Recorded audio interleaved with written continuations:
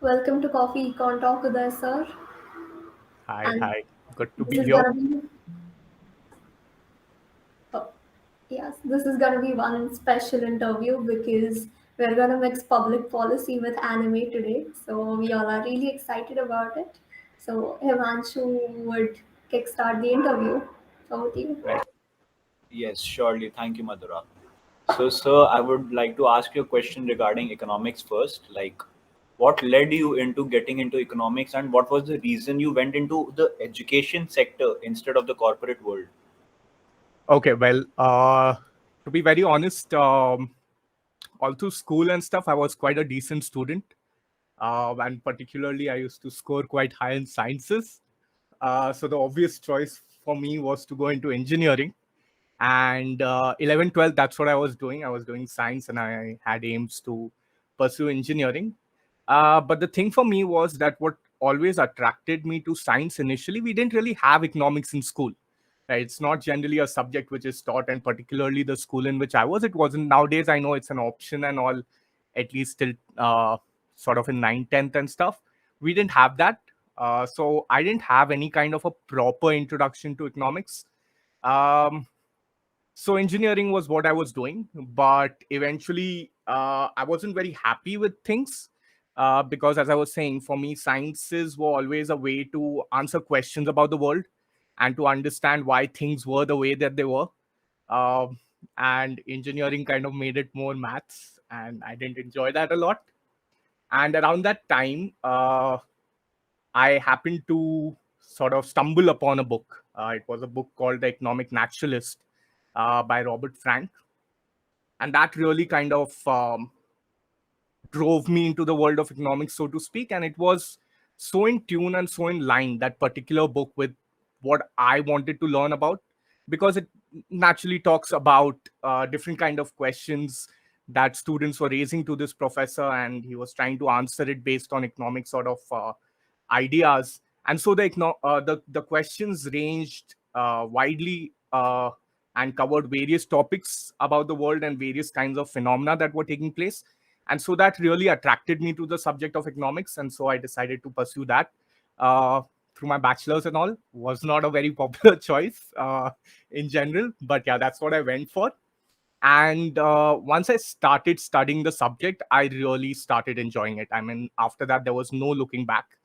And as far as getting into teaching and corporate is concerned, honestly, I always enjoyed teaching a lot. Even in college, I used to kind of take remedial lectures for some of my friends earlier. And then in masters, we sort of I went to a college which had a good mix of students.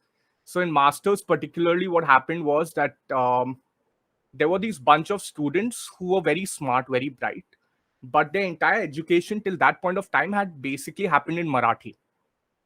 And so, while they had learned a lot of the concepts in bachelor's, which were being extended upon in masters, they didn't understand it when it was being talked about in English by the professors. And so the HOD that we had organized these kind of classes after college hours, where a bunch of us would get together and teach them. And I'm not fluent in Marathi at all, but the idea was that, you can go slower through the things and stuff, and help them to understand. So I was doing that as well, and that is when I really started enjoying the entire process of teaching. And because my HOD was kind of a part of the entire thing, she saw me teaching and she was pretty happy with what I was doing and my perspective on it. But after that, I really wanted to get into the corporates for a bit and then get into teaching. So I was doing this course called Actuarial Sciences. Um, but there was a gap year. I'd taken a gap year to kind of pursue that after my master's, and I was doing that. And it was going all right. But again, I wasn't very thrilled by the entire prospect of sitting behind basically a computer and crunching numbers and stuff. Uh, and around that time, I was in Mumbai, and one of the colleges there required a professor for sort of a part-time thing. And my HOD, who had been my HOD, had become a principal in one of the colleges in Mumbai. So she came to know that there's this other college that needs a professor, and particularly they needed someone who had a background in stats, So they had a very particular requirement. They wanted someone who was good with stats and maths, but also had done economics and stuff, because their course on stats needed, it was geared towards the eco students. So they needed someone who had an understanding of both. And my HOD remembered me, so she gave me a call. And I was like कि चलो ठीक है, कुछ और कर नहीं रहे, थोड़ा पैसा साइड पे बन जाएगा. So I went for that lecture, and they had a demo lecture and stuff. It was horrible. I have since learned I'm very, very bad at interviews in general. So that didn't go well at all.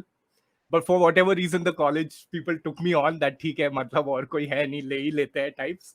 But yeah, then I started teaching, and the first year was tough. Uh, but it was also very enjoyable, to be honest. And along the way, there were various things that happened, and I kind of realized during the process that I really enjoyed teaching. And no matter what else was happening around in my life or anything else, any kind of problem or bad times, classrooms always gave me a sense of peace, and they always made me happy interacting with students or talking about various topics and things like that. And so that's when I kind of realized at the end of 1 year there that no, I need to kind of teach, and this is what I want to do. So I went into teaching full time because of that, basically, and tried to pursue that as far as I can. Really great to hear, sir. Thank you. Yeah. Mathura, on to the next question. Yeah. So, for those who don't know, Uday sir teaches macroeconomics to the second years at Gokhale Institute. And when it comes to macroeconomics, you have like so many exciting concepts. But what, in your opinion, are some of the must-knows macro concepts, which like everyone should know, irrespective of the fact that whether you've studied econ or not? Okay, so first of all, this is the first time I'm hearing anyone describe macroeconomics as exciting. It is. So I'm happy to hear that. Generally, students tend to hate macro, especially compared to micro. Understandably so. But yeah, getting to your question, I think in general, and maybe obviously I'm biased here, given my love for the subject, but I think everyone needs to know a bit of economics, whether it be macro, whether it be micro. Everyone should have some basic knowledge of it, since it's such a large part of our lives and our decision making. In terms of macroeconomics, I think people need to understand particularly the various kinds of metrics that are used in it. So obviously GDP is the most obvious one. But when it comes to these metrics, the thing is that, see, these are human made things for very, like, these are concepts that don't want to be calculated, but we are trying to calculate them. So most of these metrics have some kind of flaws and problems in it. And so I think from a perspective of understanding, that is more important, to understand what the shortcomings are and what exactly these metrics mean. So for instance, when you look at GDP, you should also understand what the shortcomings are, exactly what it calculates, to what extent, what are the things it leaves out. And so you will be able to make a more informed decision about those figures, and not necessarily be led by what others are trying to paint those pictures as, those figures as. And I think the same thing goes with a lot of these other metrics as well. So for instance, when it comes to your deficits, that is another figure which is often misunderstood, and in certain contexts not even talked about enough in terms of what it represents really. And so that is another thing. But in general, there are also other concepts, right? So for instance, when you look at things like FDIs, when you look at things like any kind of foreign investments, or even any kind of outsourcing of jobs, these are concepts that are very core macroeconomics, but are very highly misunderstood, and can be very easily manipulated to garner certain kinds of reactions, if the powers want them to be garnered. And so I think these concepts as well need to be understood and taught to as many people as possible.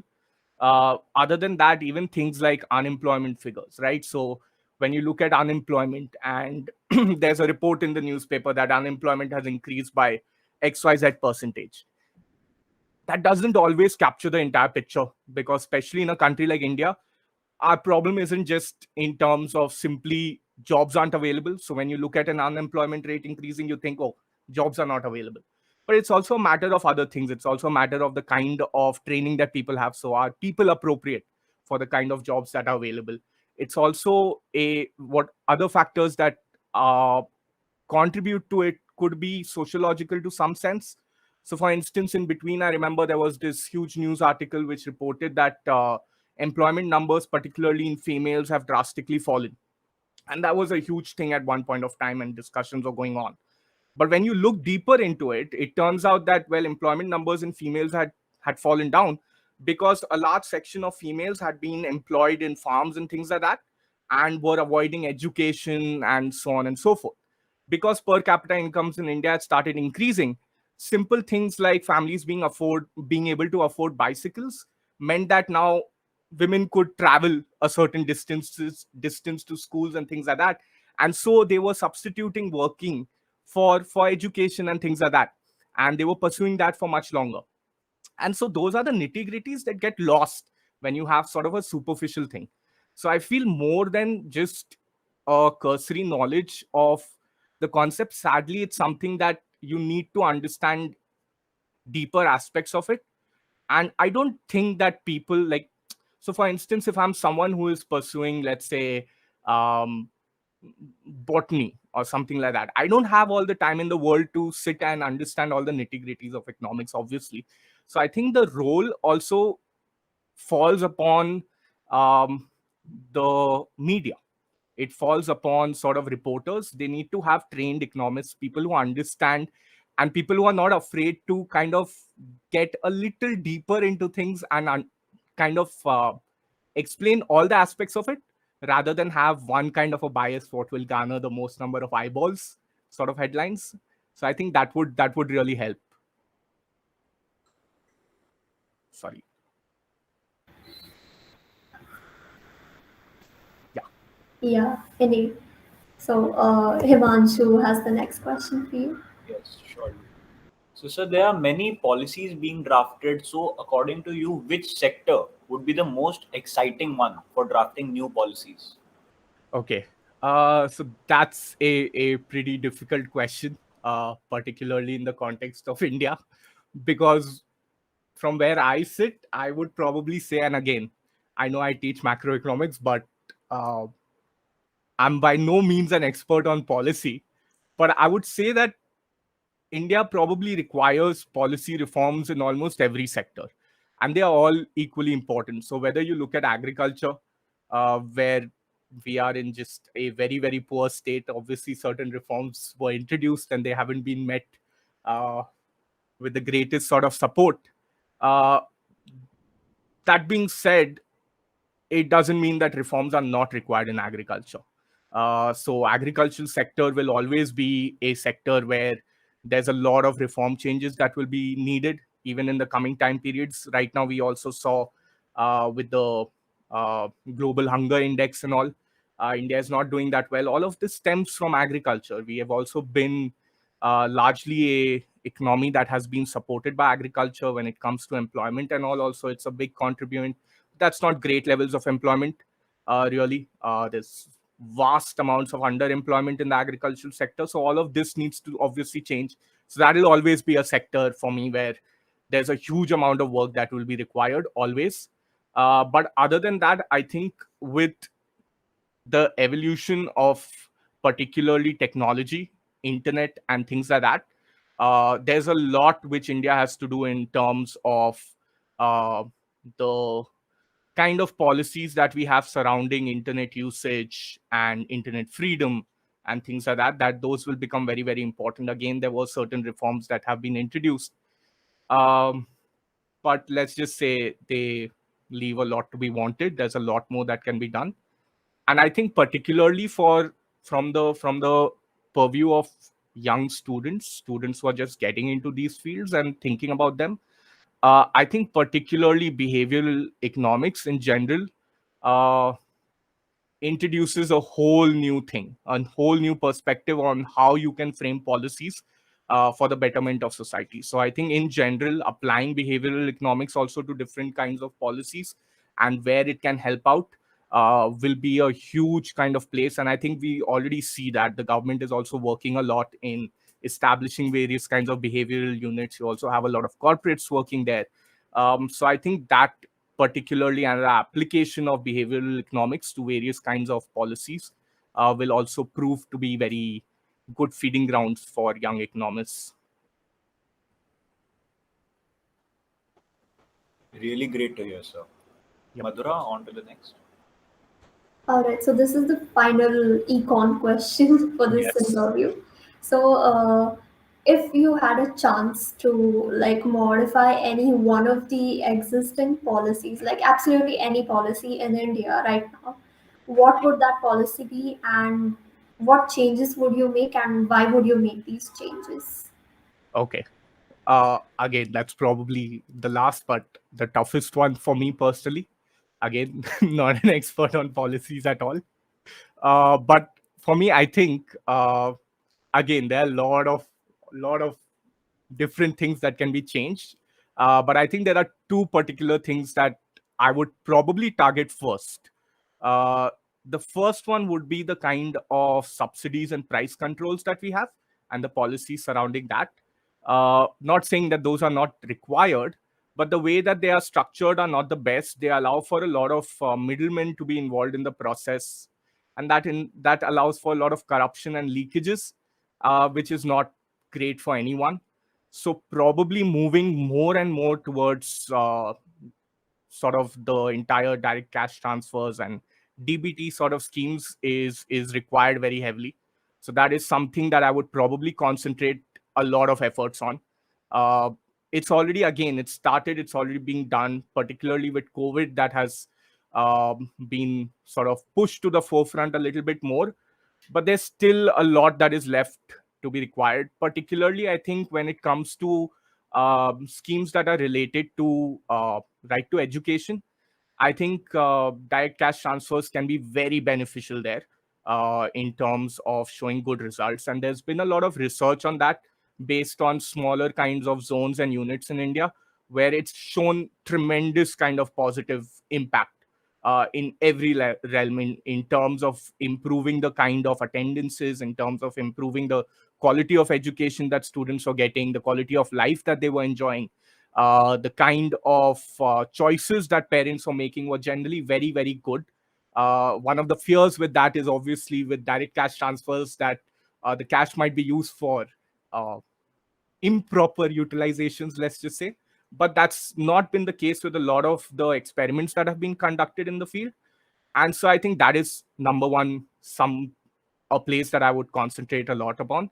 The other place that I would really like to make changes is in terms of the industrial sector and the kind of compliances, particularly that are faced by any kind of new company that is starting off. I think um, again that is something that proves to be a huge barrier to entry for a lot of young companies, young entrepreneurs, not just in starting off, but in also growing.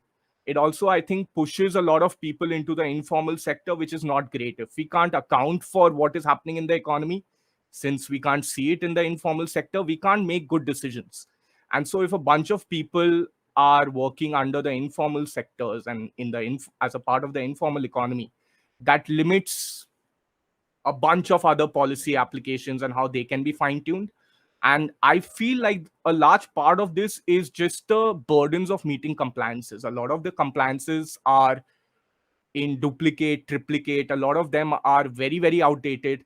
Uh, I remember one of my favorite stories, which I repeat more often than I should be repeating, relates to one of these conferences that I'd attended when I was a student. And there was this MD or someone from an FMCG company who was talking about the compliance requirements, right? And he was telling us about how his company deals with food products.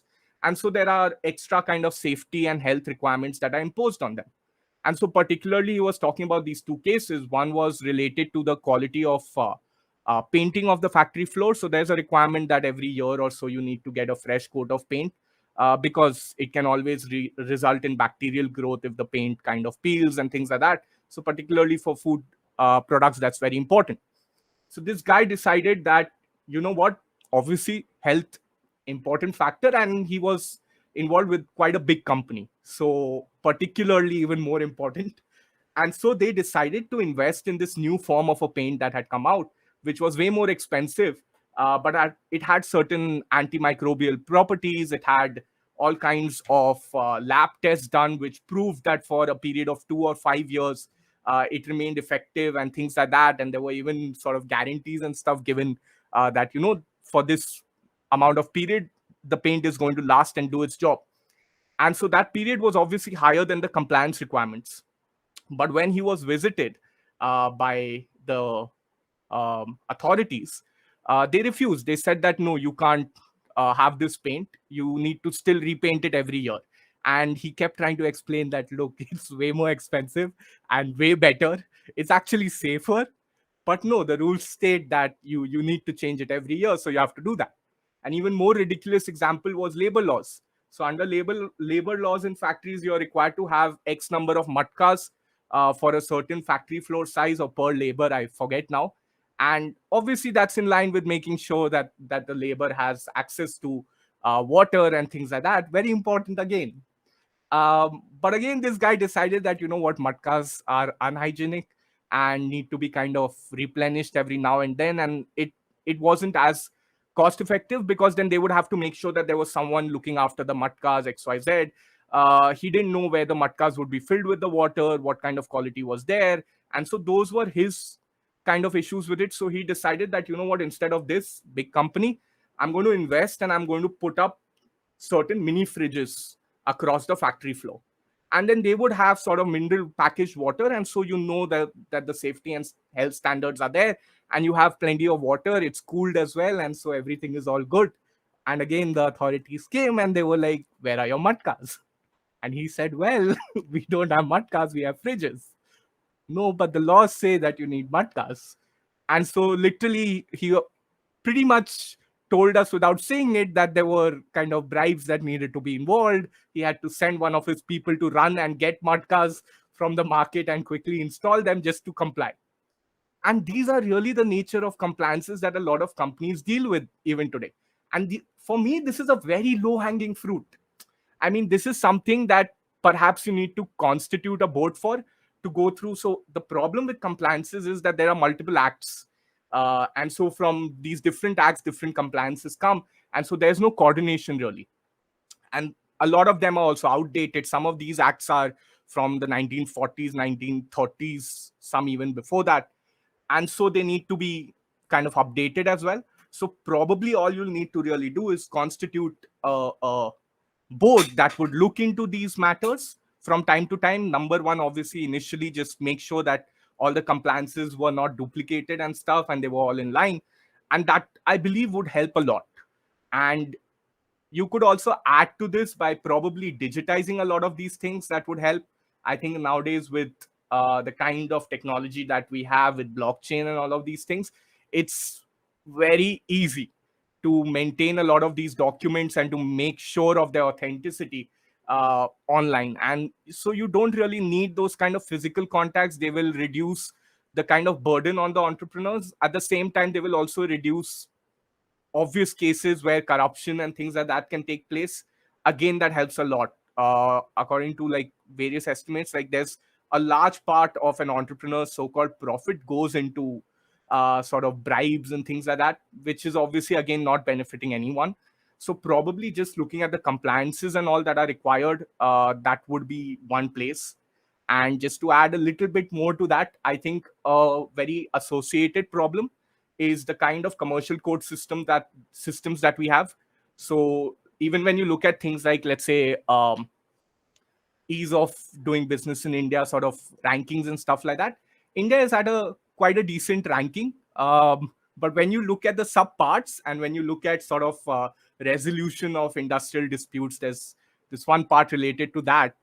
India is like 160 or something, like way back.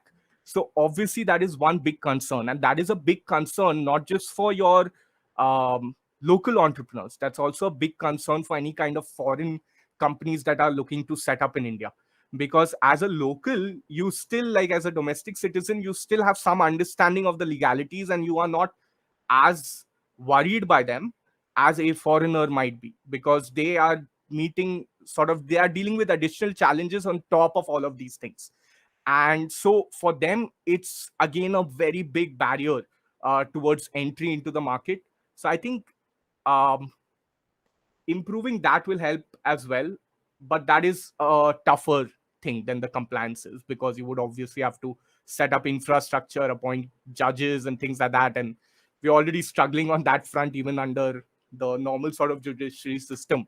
So probably that's tougher, but I think that requires attention. That is another place where we are severely lacking right now. So yeah, that's my kind of take on those. Yeah, that's quite fascinating, and we can, hope that things do work out. Yeah. Okay. There are people working on all of this. So obviously, Yeah, I'm there not is unique hope. in sort of understanding the problems. There are a lot of other people, but yeah, let's see when these things actually happen. Yes, indeed. So this is, I mean,